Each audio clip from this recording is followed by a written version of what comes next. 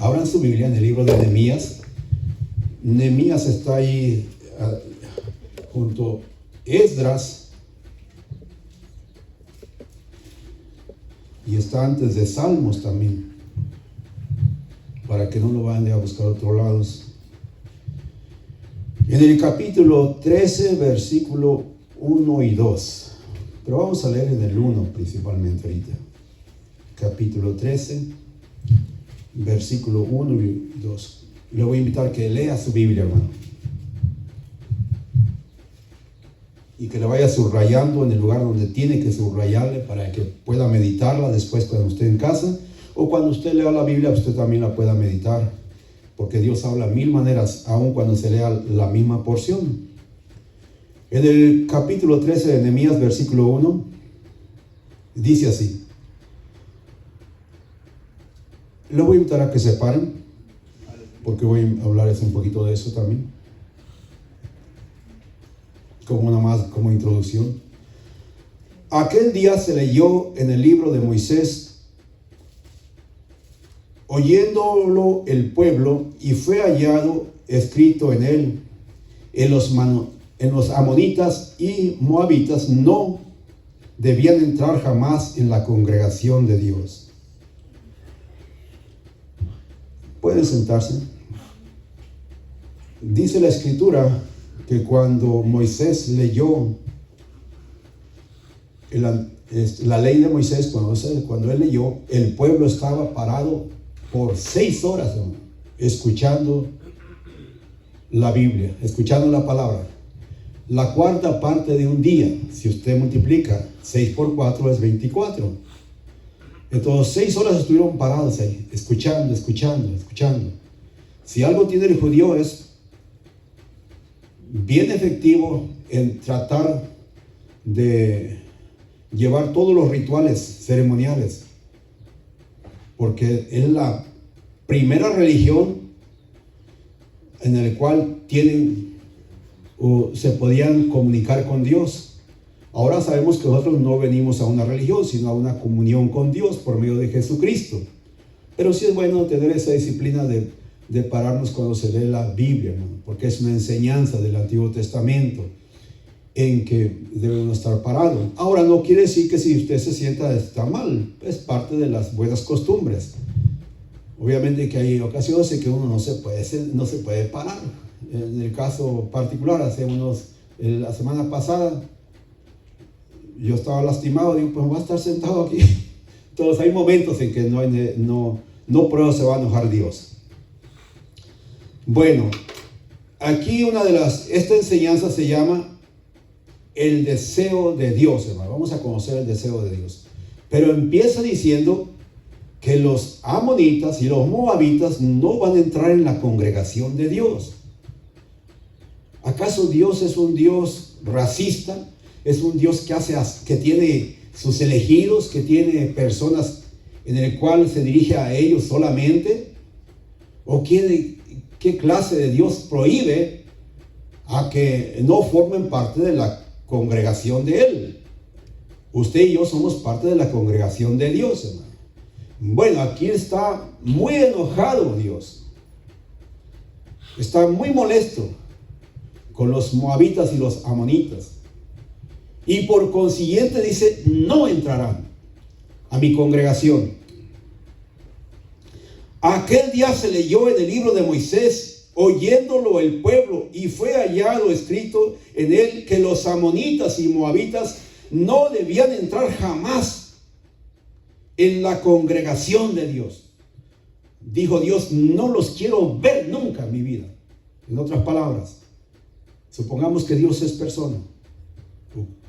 Como dice uno, nunca te quiero ver en mi presencia. Mientras yo viva no te quiero ver. Pues así Dios dijo, jamás quiero mirar a esa gente aquí. Y los moabitas y los amonitas eran descendientes de Lot, de un incesto, de las hijas de Lot. O sea que eran parte de la familia de Abraham también. Sin embargo dijo, no los quiero aquí. Vamos a contestar unas preguntas acerca de la decisión de Dios que está ahí escrita en las Escrituras, porque ellos estaban leyendo ese libro y la gente a la expectativa de lo que ahí se está leyendo, ¿no? Vamos ahí y a una de las preguntas que podemos hacer es: ¿acaso Dios tenía un perjuicio racial o tiene todavía ese perjuicio racial? Vayamos a Deuteronomios 10.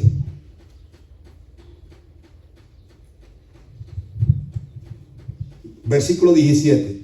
Porque Jehová vuestro Dios es Dios de dioses y Señor de señores. ¿Qué es el Señor? Dios de dioses y Señor de señores, haciéndoles entender que es mayor a todos los dioses de las costumbres paganas, ¿verdad?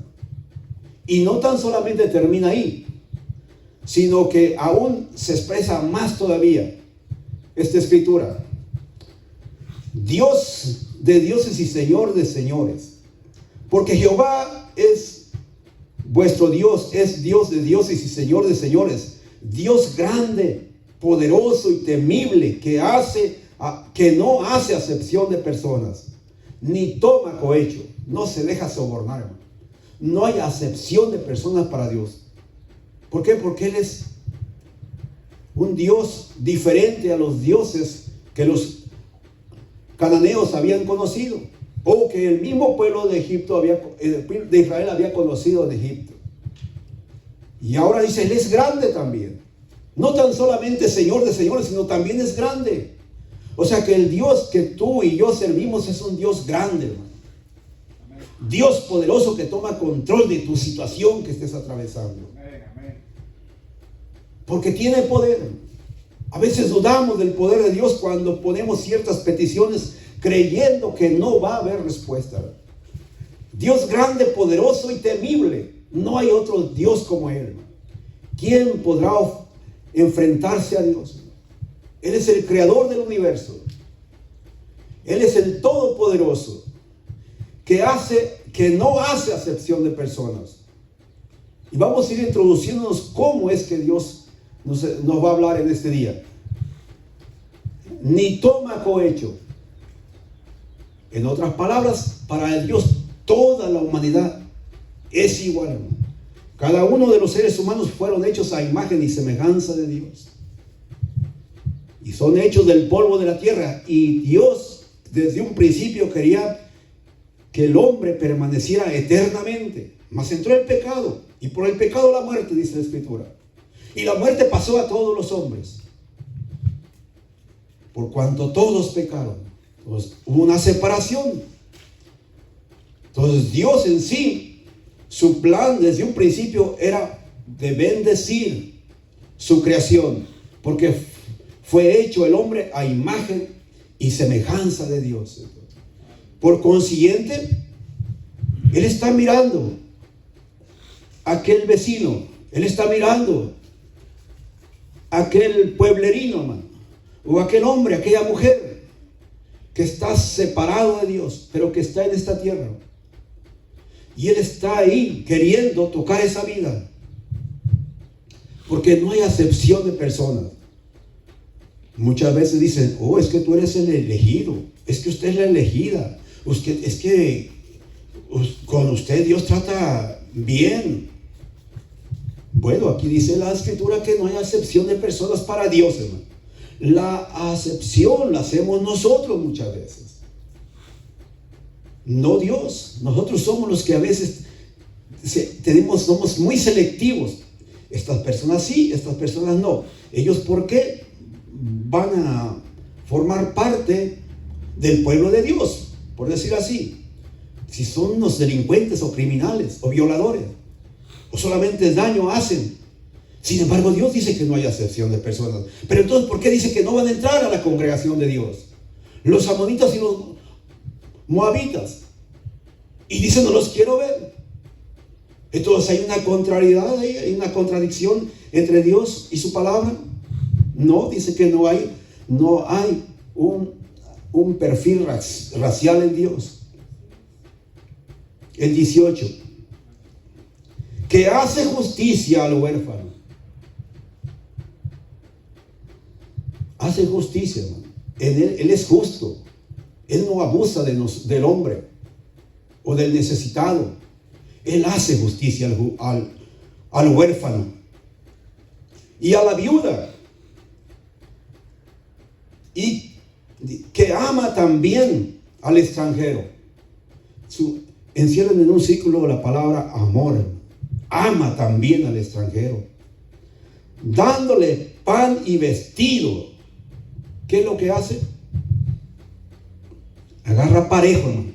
Ahora, cuando él habla acerca del extranjero, son aquellos que no formaban parte del pueblo de Israel. Sin embargo, Dios, en su misericordia, los alimentaba y los vestía, al igual que el mismo pueblo de Israel. Por consiguiente, demostraba que no hace acepción de personas. Suplía sus necesidades, no les faltaba alimento. Ellos estaban, algunos hasta más bendecidos, como tú puedes mirar. Hay gente que está más bendecida que tú, hablando materialmente, que tiene propiedades, que tiene compañías. ¿Por qué? Porque Dios no hace acepción de personas. A pesar de que Dios es un Dios que limita su misericordia, porque llega el tiempo en que también se limita. Sin embargo, en su misericordia, Dios bendice a todos aquellos por igual, aun cuando no son parte del pueblo de Dios. ¿Qué les da? Pan y vestido. Yo no sé por qué no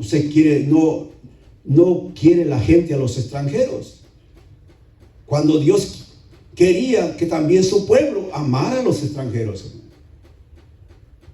Dios quería que también ellos conocieran al Dios de Israel. ¿Y qué sucede en estos tiempos? Como en los tiempos antiguos, se han rechazado a familias enteras, a pueblos enteros. Hay odio, hay resentimiento, hay deseos de conquista y de hacer menos a los demás. Si tú eres extranjero, llegas a un país, hay mucha gente que te señala y no te quiere. Yo recuerdo que he mirado como los videos de el internet o de televisión, la gente que viene atravesando todas las naciones desde el sur de este continente, hermano. Y me siento muy orgulloso del pueblo de México, porque es cómo es que trata bien de los extranjeros. Van pasando en el tren y le tiran ahí bolsas de comida, porque dicen: yo quiero que también traten bien a mi hijo allá en Estados Unidos. Y la gente se amontona para poder ahí bendecir a los extranjeros. Tristemente, cuando llegan acá en la frontera, dicen: no quiero nada con México, yo quiero Estados Unidos. Cuando el pueblo les abre las manos, les alimenta, les da cobijas, chamarras y los avienta. Es parte del corazón de Dios, ¿no? Es parte del deseo de Dios de que podamos amarnos los unos a los otros. Entonces, Dios es justo. Dios no se contradice. Dios no se deja sobornar. Por consiguiente, no tiene sus preferidos. No hace acepción de personas. Él es el Señor. Si alguien es justo, es Dios. La injusticia está en nosotros, ¿no? Pero Él quiere que también aprendamos de su palabra, para que podamos tener compasión por aquellos que están también en necesidad muchas veces. Que hace justicia al huérfano y a la viuda, que ama también al extranjero. Hay amor en Jesucristo, ¿no? Con amor eterno te he amado, por eso prolongué mi misericordia. Él ama este mundo, que aunque está perdido en delitos y pecados, por eso es que envió a Jesucristo para salvar al pecador. Él no quiere que ninguno se pierda, que todos lleguen al arrepentimiento. Él no vino a juzgar este mundo, sino para que el mundo sea salvo por medio de Él. No vino a hacer males, sino bien a la humanidad. Él hace justicia, hermano. Y Él fue a la cruz para que la justicia se aplicara en nosotros, en Jesucristo, y también fuéramos justificados delante de Dios. La justicia de Dios pedía que se tenía que ver sacrificio por la paga del pecado, por el pecado. Y esa justicia se le aplica a Jesucristo y nosotros somos justificados, somos perdonados. Él es justo, hermano. Dios no se contradice. Dios ama a todo aquel que está perdido en los delitos y pecados, en las drogas, en el alcohol, en la prostitución, en cualquier condición. Lo ama.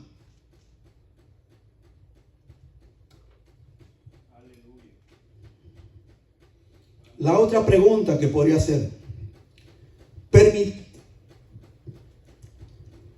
permitía, o sea, que una de los puntos que Dios hacía con los extranjeros, Él permitía que los extranjeros hicieran sacrificios para demostrar su amor y su justicia, ¿no? O sea, si tú tienes que demostrar tu amor y tu justicia, tiene que haber alguna razón. A ver, ¿cómo la voy a demostrar? Entonces aquí Él permitía a los extranjeros que hicieran sacrificios. ¿Cómo? Pues sí. ¿Acaso los impíos pueden hacer sacrificios? Pueden hacer sacrificios, pero no nos salgamos del punto céntrico.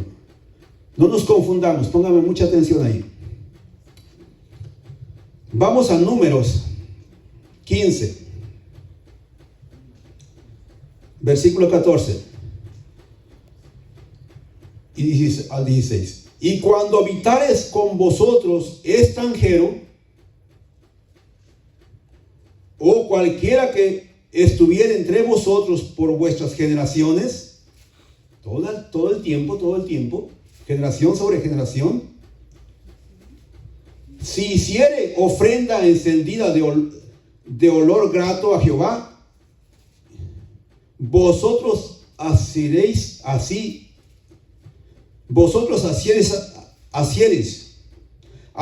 hará Él. O sea, si ustedes hacen ofrenda grata a Jehová, también ellos pueden hacer, los extranjeros. Así hará Él, el extranjero se refiere. Por consiguiente, Dios no lo está excluyendo. Pero si ese no es el pueblo de Dios, pues el extranjero podía también hacer ofrenda grata a Jehová. También podía ofrender a Jehová.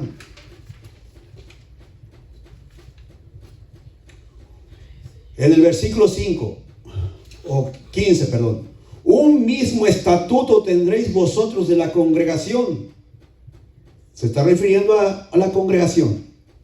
Y el extranjero que con vosotros mora, el que está ahí, radicando junto con ellos, será estatuto perpetuo para vuestras generaciones. Como vosotros, así será el extranjero delante de Jehová. En otras palabras, tanto le dice a su pueblo, no matarás, y le dice al que no era su pueblo, no matarás. No desearás la mujer de tu prójimo, y también al que no conoce a Dios, no desearás la mujer de tu prójimo. O sea, la ley agarra parejo, ¿no? Porque muchas veces dice, pero si no conoce a Jesús, pero si no conoce a Dios, la ley es la ley y se aplica para todos. Entonces, así Dios lo había dicho. Un mismo estatuto tendréis para vosotros de la congregación, y el extranjero que con vosotros mora. Ese es la misma ley, hermano. Un mismo estatuto. Será estatuto perpetuo por vuestras generaciones. Siempre, no podía cambiar. Como vosotros, así será el extranjero delante de Jehová. ¿Cómo iba a ser? Al igual que el pueblo de Israel, así va a ser el extranjero. Igualito, no había diferencia.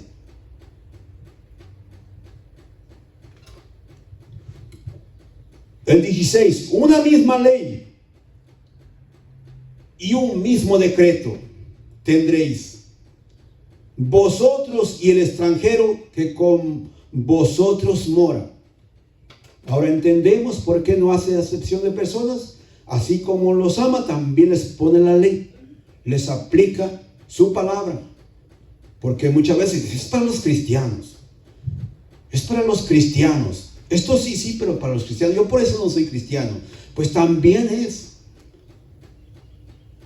Los que no se rebelan contra su patrón es porque es cristiano, pero conmigo sí. Esto es para todos, hermano. Tanto para el extranjero como para el de la congregación, para la iglesia. Eso no quieren entender ellos. Piensan que Dios nomás habla en nuestras vidas, pero también habla a los demás, hermano. Que no se quieran arrepentir es problema de ellos. Que no quieran aceptar es problema de ellos, porque también está dentro de la congregación en que muchas veces no queremos aceptar su palabra. Pues tanto se revela uno como se revela el otro, pero la ley va a ser para todos. Ahora, la ley abarca toda la nación y los decretos se aplican en determinados momentos, en determinados tiempos. Por eso los decretos no permanecen siempre, pero la ley siempre permanece. Si se dan cuenta ahorita cómo se están firmando decretos, pero son temporales. Sin embargo, se tienen que aplicar. Y así es como estamos aquí aprendiendo. Una misma ley y un mismo decreto tendréis vosotros y el extranjero que con vosotros mora. O sea que no hay excusa. ¿Cuántas excusas tienen la gente? Pues es que yo por eso no voy a la iglesia, para que no me estén ahí señalando, para que no me digan lo que tengan que hacer, para que no me digan cómo gobierno mi casa, para que no me digan cómo debo tratar a mi mujer. Pues la ley es para todos, ¿no? Que no les agrades, problema de ellos. Pero así nos dice la Escritura. El otro punto, el deseo de Dios es que todos lo conocieran y lo amaran. Ese era el deseo de Dios desde un principio. Desde un principio, cuando formó a Adán y Eva, que era tener una relación con el hombre. Después pecaron, pero sin embargo volvió otra vez a llamar a Abraham de Ur de los Caldeos para formar un pueblo, y que por medio de ese pueblo conocieran los demás pueblos a Jesucristo el Señor, o al Dios Todopoderoso.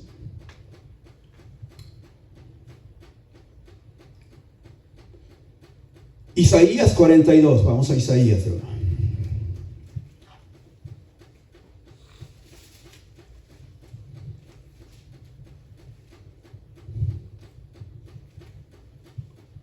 Yo Jehová te he llamado en justicia, 42, 6 y 7. Yo Jehová te he llamado en justicia y te sostendré por la mano. Te guardaré y te pondré por pacto al pueblo, por luz de las naciones. Se está refiriendo a Israel. Entonces, las naciones iban a conocer el pacto de Dios, que iba a bendecir a todo aquel que obedeciera a su palabra. Iba a ser de luz para las naciones. Iba a alumbrar su entendimiento, los iba a sacar de las tinieblas, a traer a la luz admirable, para que abran los ojos de los ciegos, para que saques de la cárcel a los presos y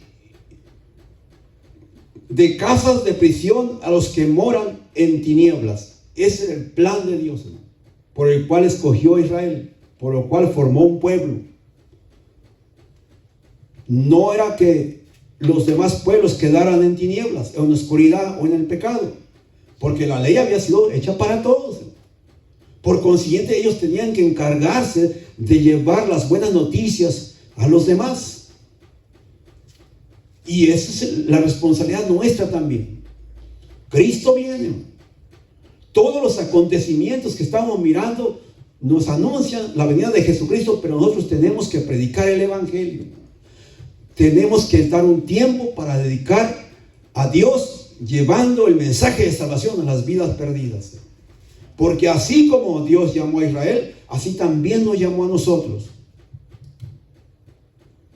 Mateo 6:33, ¿qué nos dice? Busca primeramente el reino de Dios y su justicia, y todas las demás cosas nos vendrán por añadidura. En otras palabras, para que podamos poner en práctica esta palabra de llevar el mensaje, tenemos que pedir la ayuda de Dios. Eso es buscar a Dios y su justicia. Tenemos que acercarnos más a Dios, hermano.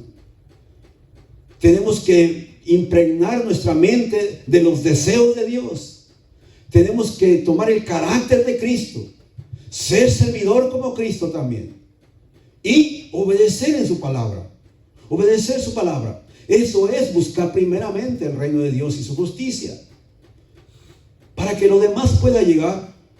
O sea que, en otras palabras, nosotros no podemos desprendernos de Dios. Si yo quiero anunciar las buenas nuevas de salvación, tenemos que tener una búsqueda constante con Dios, porque nadie da lo que no tiene. ¿Cómo vas a compartir la palabra si no te congregas, o si no estudias la Biblia, o si no oras, o si no tienes una comunión con Dios?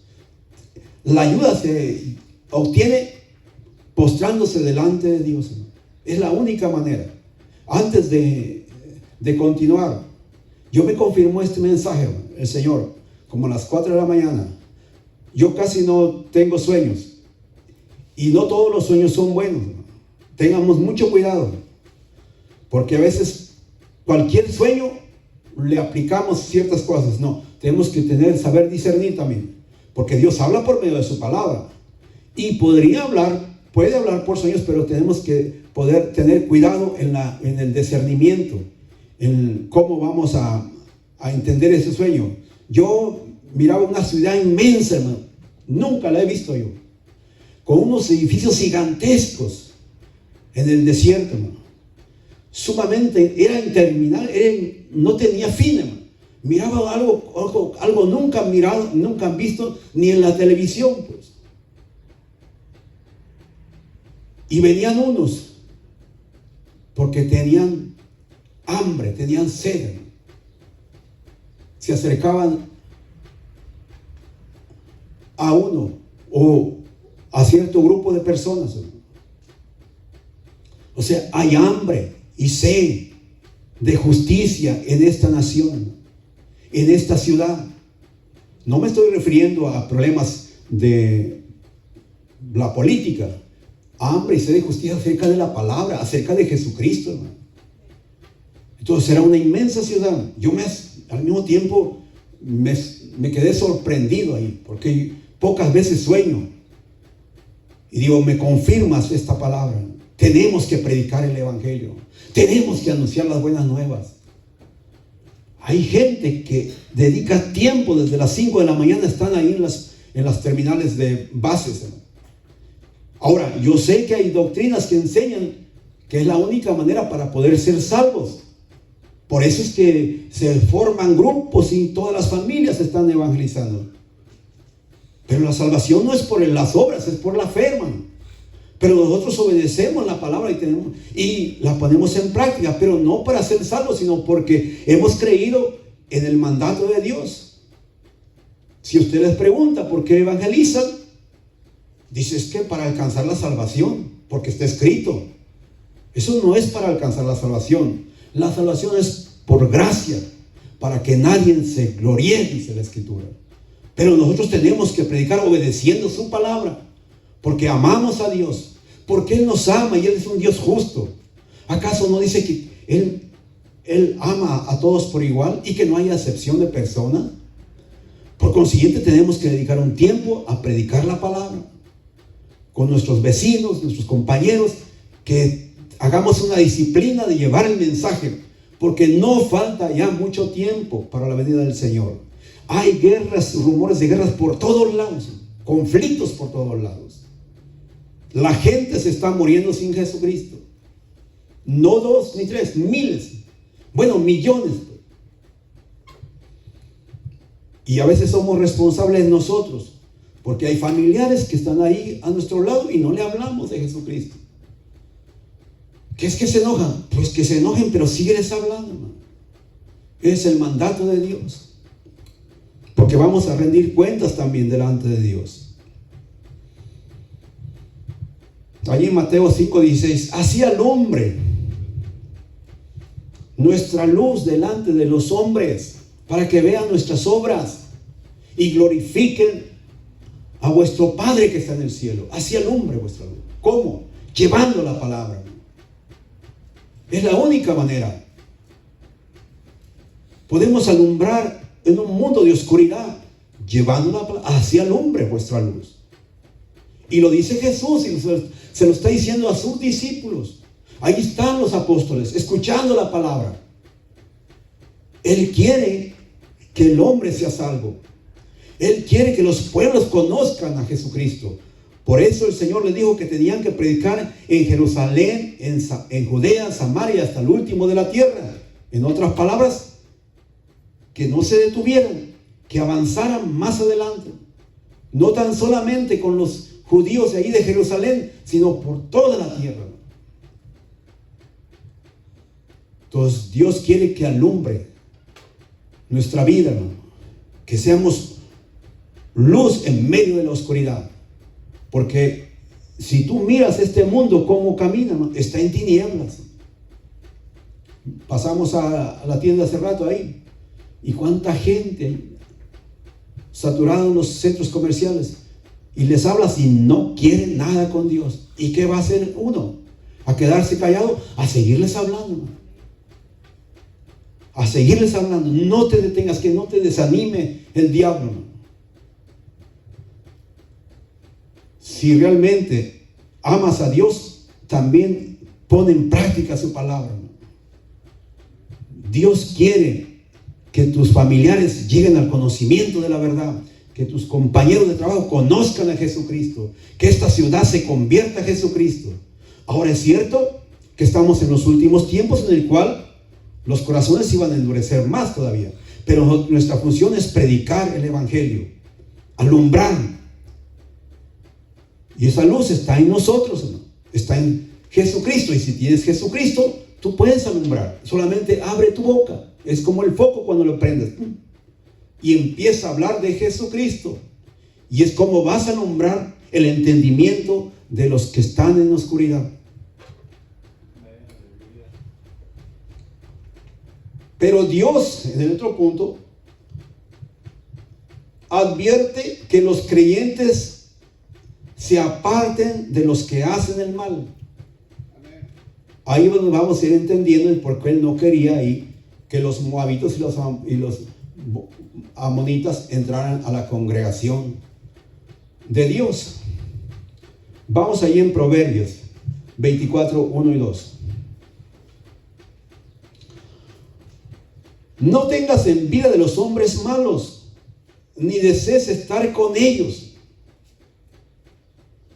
porque su corazón piensa en robar, e iniquidad hablan sus labios. Allí ya nos advierten que no estemos allí haciendo amistad con el mundo, porque no tiene nada que ver el mundo con las tinieblas, porque en su corazón hay iniquidad y puede ser contaminado. Es más fácil que el mal te contamine a ti a que tú cambies a esa persona. Necesitas ser Jesucristo, hermano. Tráelos a los pies del Señor, háblales de Jesucristo, pero no para que andes con ellos de la mano, o en sus convivios, o en sus grupos sociales. ¿Por qué? Porque ahí a Dios nos dice que no podemos andar con ellos. No tengas envidia de los hombres malos, ni desees estar con ellos. Que no haya ese deseo en tu corazón. Que porque son de tu familia, que porque son tus vecinos. La Biblia ahí lo prohíbe. Ahí vamos a empezar a entender por qué Dios no quería a ellos, a estos amonitas. Porque su corazón piensan en robar, e iniquidad hablan sus labios. Vamos ahí donde estábamos, en el versículo 2 del 13. Por cuanto no salieron, ahora vamos a entender el motivo por el cual, ya una vez que entendimos que Dios no es racista, que no hace excepción de personas, que ama todo por igual, y que Él aceptaba sus holocaustos y quería la bendición para todos. Por cuanto no salieron a recibir a los hijos de Israel con pan y agua, sino que dieron dinero a Balaam para que los maldijeren. Mas nuestro Dios volvió la maldición en bendición.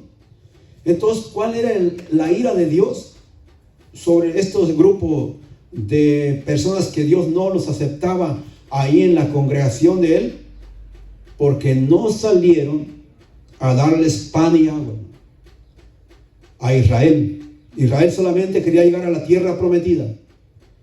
Pues este grupo de individuos o estos pueblos dijeron: no les vamos a dar.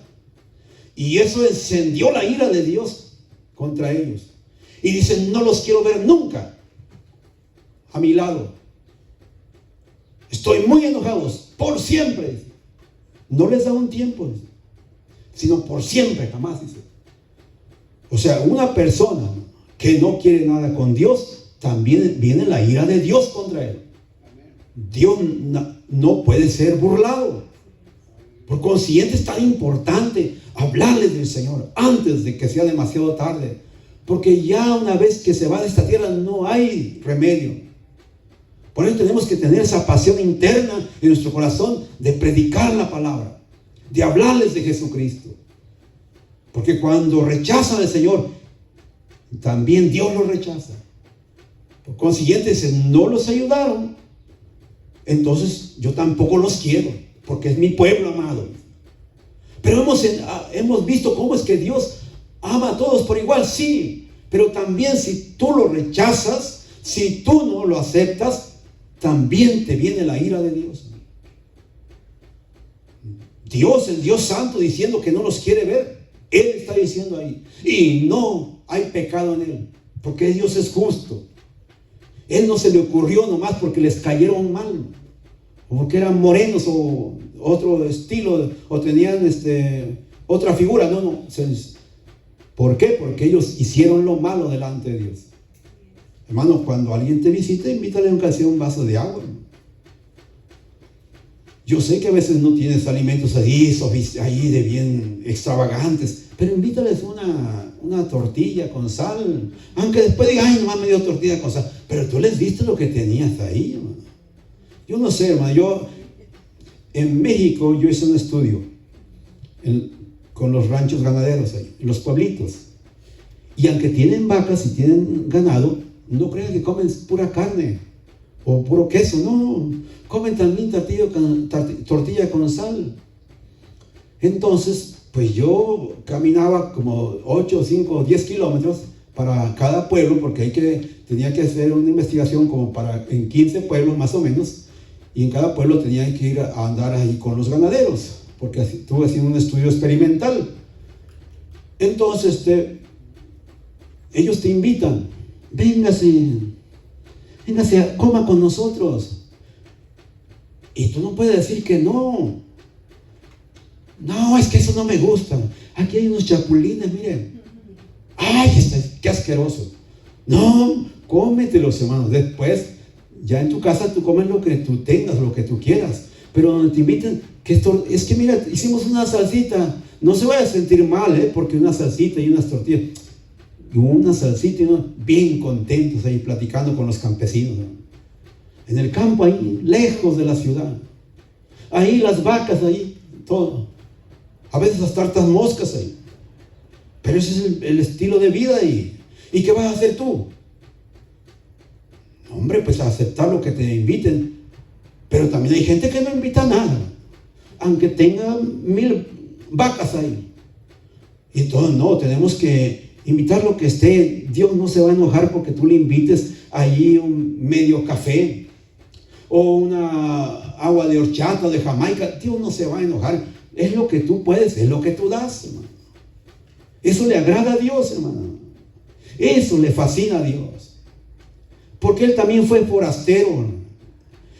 Su reino no era de esta tierra. Él vino aquí como forastero. Él está sentado a la diestra de Dios Padre. Él aquí estuvo por un tiempo, pero no era de esta tierra. Y Él nos invita a que también hagamos lo que Él hizo. Él fue servidor, hermano. Él fue siervo. Él estuvo sirviendo a las multitudes ahí. Y nosotros nos convertimos en servidores, porque eso es buscar el reino de Dios en justicia, que seamos servidores de Dios. Entonces aquí, este pueblo no quiso servir a Israel, no le quiso dar agua ni pan, que se mueran de hambre. Cuando la persona que viene caminando del desierto trae sed y trae hambre, porque el desierto está pelón, no hay nada, hermano, sin ofender a algún presente. No hay nada ahí. Entonces, ¿qué quieren? Pues comida. Dijeron, no, que se mueran de hambre. Al contrario, los vamos a maldecir. Eso dijeron en su corazón.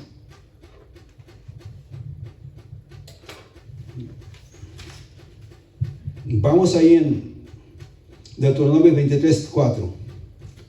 Por cuanto no os salieron a recibir con pan y agua al camino cuando saliste de Egipto, y porque alquilaron contra ti a Balán, hijo de Beor, de Petor, en Mesopotamia, para maldecirte.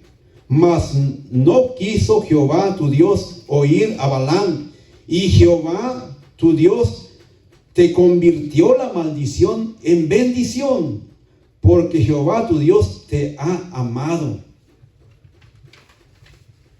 Entonces, ¿qué hicieron ellos? En vez de darle agua y pan, los maldijeron. Vamos a maldecirlos. No queremos nada con Israel. Y eran sus parientes, hermano. Eran descendencia de Abraham ahí. Aunque ellos eran de Lot, pero Lot era sobrino de Abraham. Y sin embargo dice, no, vamos a buscar la manera de cómo maldecirlos. Y buscaron a uno de los profetas, a Balaam, para que pudiera maldecir a Israel. Pero Dios no se lo permitió, hermano. O sea, cualquier persona, hermano, que te maldiga, esa maldición se convierte en bendición. Yo no entiendo, hermano, y me he hecho muchas preguntas a veces, que hay ministros que maldicen a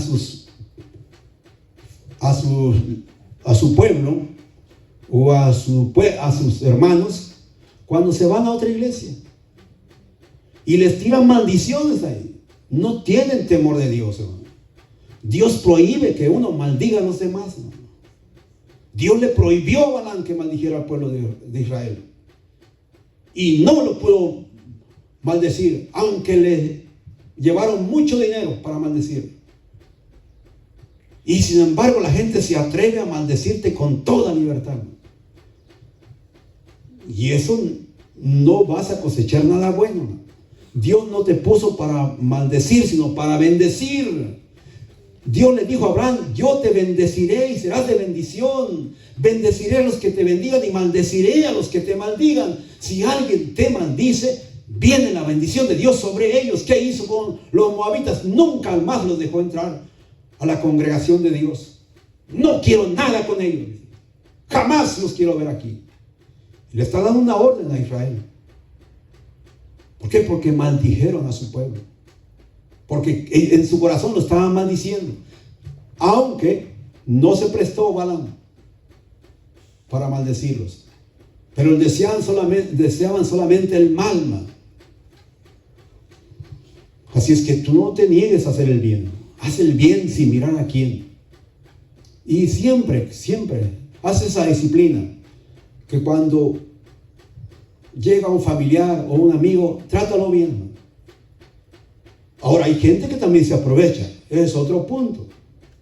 Hay una familia que llega un familiar, todo bien, lo atiende bien, el familiar quiere aprovecharse. Y ese es el problema, hermano. Hay que tener cuidado también. Y hay que estar bien a la expectativa. Hace un tiempo se recibió mucha gente de Centroamérica. Pero ya cuando estaban en las casas, dijeron, yo no vine por necesidad. Yo tenía buen trabajo allá. Yo solamente le pagué al abogado para que me hiciera una carta que me perseguían. Y aquí estoy. Óyeme, hasta el pueblo de Dios están usando ahí. Y otros ahí apoyándolos por todo. No, dice, yo tengo todo. Dice, dice, ya engañamos aquí el gobierno. Qué bárbaro, y ahí también es abuso, ¿no? Digo, no, yo no quiero nadie aquí también. ¿Sabes qué? Hoy te vas entonces para tu house, para tu casa. Tuve que hablar, ¿saben qué? Está pasando eso. Y muchos eran hasta criminales, ¿no? Ciertamente es la realidad. Y los tenías en casa, porque lo estaban apoyando supuestamente. Pero se descubren que no era cierto lo que estaban haciendo, que era falsedad. Entonces hay mucha antimaña también. Y se aprovecha la gente también. No obstante, uno tiene que saber discernir y tratar bien a la gente, hermano. Hay que tratarlos bien, sea quien sea. Ese es el llamado de Dios. Yo no sé si alguien ha tratado mal a alguien. Yo no sé si alguien tiene ese corazón de ni agua le va a dar este individuo. Cuán mal se portó conmigo. Dale agua y dale de comer para que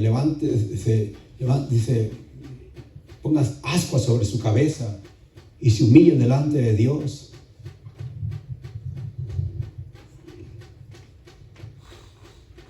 Ahora respecto a la iglesia, hermano, ¿qué es lo que tenemos que hacer nosotros? ¿Qué representa el pan y el agua? Es la palabra.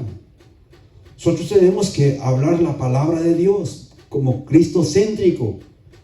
Eso es lo que se debe de hablar todo el tiempo. Jesucristo, Jesucristo, Jesucristo, porque es el único camino de salvación para toda la humanidad. El hombre que viene llegando tiene que conocer a Jesucristo. La iglesia tiene que entender que Jesucristo es el Señor y que a Él se dobla toda rodilla y que Él es el pan de vida y que su palabra es agua para nuestra vida. O sea, el agua simboliza y el pan simbolizan vida. Y eso quiere que nosotros demos vida también a los demás. Que no tan solamente en las cosas materiales, que es tan fácil dar un vaso de agua como también un taco. Pero ¿qué pasa cuando se trata de hablar en la palabra? Como que ya cerramos nuestra boca y ya no queremos hablar nada. Entonces tenemos que también predicarles la palabra. Porque no es posible que se dedique 1 hora de alabanza y 10 minutos de predicación. Porque hay muchos lugares, hermano. Cantan y cantan y cantan y cantan más de 1 hora y al último hay de todo hay, menos predicación. Y cuando se sube el predicador solamente habla de él y su pasado. Y que llegué y me estuve en una hamaca y que mira acá, pero todo lo puedo en Cristo. Y ya la gente se va bien emocionada y acabó todo, hermano. Entonces, no, hermanos, también se debe de predicar la palabra. Tenemos que empezar a estudiar la Biblia más, que eso es lo que nos cuesta trabajo, para que así no haya engaño. Tenemos que estar leyendo y leyendo y leyendo y nos vamos alimentados y en el momento del problema podemos enfrentarlo. Porque de lo contrario, no estamos predicando a Jesucristo. Entonces tenemos que dar pan, porque si no la ira de Dios viene. Esto no nomás para los pueblos que no ayudan a los demás, sino también para donde se predica, no se está predicando la palabra. Es bien importante que se predique la palabra, porque si de por sí muchas veces da pereza estudiar la Biblia en la casa, y cuando viene a salirse tampoco se estudia, entonces ¿qué vamos a hacer? Por todos lados. Entonces se necesita el pan y el agua, hablando espiritualmente. Por eso no se canse, hermano, cuando se lee la Biblia. Y estúdiela y analícela. Jesús le dijo: yo soy el pan de vida, el que viene a mí nunca tendrá hambre, y el que en mí cree no tendrá sed jamás. 6:35 San Juan. Nunca tendrá hambre. Aquí está el pan de vida, hermano. Aquí está el agua que sacía y que no te dará sed jamás. Pues es tan importante que la palabra sea una disciplina en nosotros, porque hacemos mal muchas veces en solamente llegar y hasta sin Biblia, hermano. Como que no queremos comprar ni una Biblia. Si no queremos comprar una Biblia, menos queremos escuchar su palabra. Queremos escuchar solamente lo que nos conviene, y esto no es lo que conviene, es lo que Dios quiere que oigamos. Mas el que bebiere del agua que yo le daré, en Juan 4:14, no tendrá sed jamás, sino que el agua que yo le daré será en él una fuente de agua que salte para vida eterna. Entonces, ¿qué va a hacer el agua? Te va a hacer saltar para vida eterna, hermano. Esta es la palabra, la que necesitamos oír todos los días. Pero tiene que ser dada por Dios.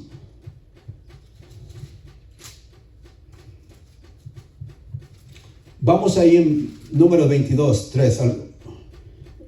22, 3. Y Moab tuvo gran temor a causa del pueblo, porque era mucho.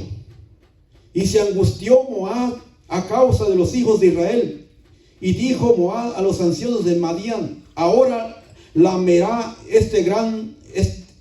esta gente todos nuestros contornos, como lame el buey la grama del campo. Y Balá, hijo de Zippor, era entonces rey de Moab.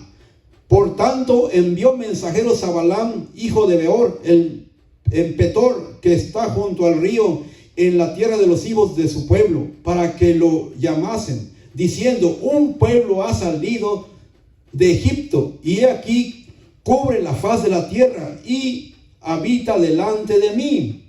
Ven pues ahora, te ruego, maldíceme este pueblo, porque es más fuerte que yo. Quizá yo pueda herirlo y echarlo de la tierra, pues yo sé que él que tú bendigas será bendecido, será bendito. ¿Qué sabe el diablo de nosotros, no? Que lo que nosotros bendecimos es bendito. Así es que no te sientas ahí sin poder. Tú tienes poder para bendecir a los demás. Aquí le estaba haciendo la aclaración. Yo sé, dice, que lo que tú bendigas será bendito. Y yo sé, el que tú bendigas será bendito, y el que tú maldigas será maldito. O sea, sí se lleva a efecto también la maldición. Por eso hay que tener mucho cuidado. Fueron los ancianos de Moab y los ancianos de Madián con las dádivas de adivinación de su mano, y llegaron a Balaam y le dijeron las palabras de Balaam. Llevaron harto dinero, hartas cosas para sobornar ahí a Balaam. Él les dijo: reposad aquí esta noche, y yo os daré respuesta según Jehová me hablare. Él era un profeta, pero estaba siendo tentado con todo el dineral que llevaban ahí los criados.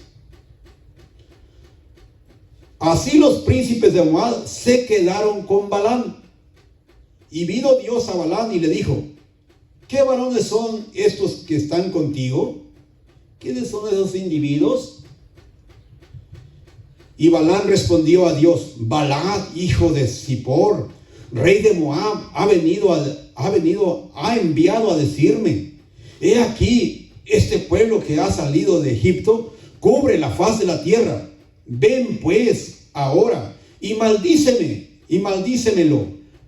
Quizá podré pelear contra él y echarlo. Entonces dijo Dios a Balaam: no vayas con ellos, ni maldigas al pueblo, porque bendito es. Entonces, ¿qué te dice? ¿O qué nos dice a nosotros? No caigamos en el fuego del diablo. Si alguien te dice que maldigas a alguien, no lo maldigas, dice Dios, porque bendito es. Y principalmente al pueblo de Dios, porque es el pueblo de Dios el que está bendecido, el que está bajo la bendición de Dios, porque aquí se está refiriendo a Israel, su pueblo. Y ellos querían maldecir a Israel, pero dicen: no lo hagas, Balaam, ni se te ocurra, porque Balaam estaba siendo tentado. ¿Quién no es tentado ahí? Más cuando se trata de dinero, todo el mundo se deja sobornar por algo que puede hacer, y a veces en contra de Dios. Entonces, a ver, hay cosas que Dios está ahí pendiente de nosotros, ¿no? Que no lo hagamos, porque es peligroso. Nosotros podemos bendecir, pero también podemos maldecir, pero no podemos estar ahí guiándonos por nuestros deseos económicos o beneficios materiales.